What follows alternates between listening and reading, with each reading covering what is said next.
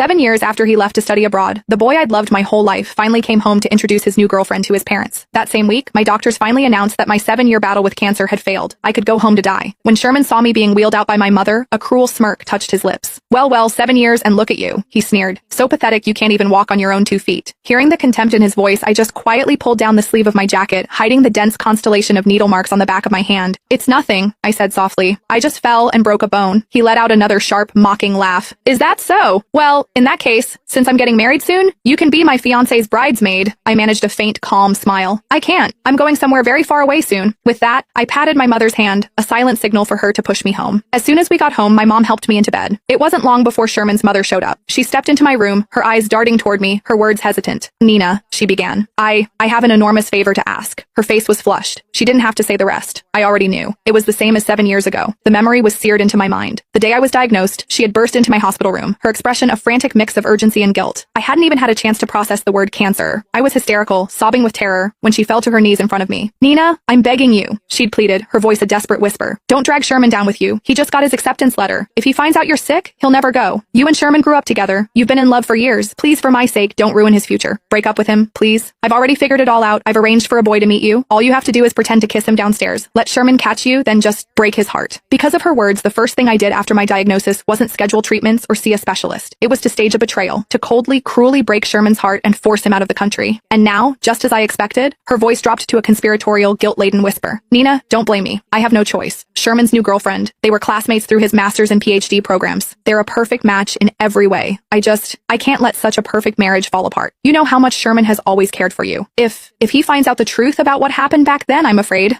he'll... So, could you please just avoid him for a little while? I mean, you're dying, aren't you? It's not like you should be going out much anyway. The word dying hung in the air. My mother, who had been quietly organizing my medical supplies, slammed a package of adult diapers onto the bed in a flash of fury. Seeing the rage in her eyes, I quickly grabbed her arm, my touch a weak, placating gesture. Only then did I turn back to Sherman's mother, my voice steady. I can promise you I won't tell Sherman the truth about what happened 7 years ago, I said. But I can't promise I won't see him. I couldn't. For 7 brutal years, there wasn't a single moment I didn't think of him. When the chemo became unbearable, I would clutch the old photo of us, his arm slung around my shoulder, and somehow find the strength to endure. I went through dozens of surgeries. More than once, I was rushed to the ICU and I almost didn't wake up. It was my mother's voice that pulled me back. She would stand by my bedside, screaming until her voice was raw. Nina, don't you remember? You promised you would live. You promised you would go find him and clear up the misunderstanding yourself. You said that when you got better, I would take you to him. If you die, you will never see Sherman again. Her desperate cries, always with his name, were the lifeline that dragged me back from the edge, time and time again. But in the end, I still lost the fight. And Sherman, he had a new life now, a new girlfriend, a new future. Still, in the little time I had left,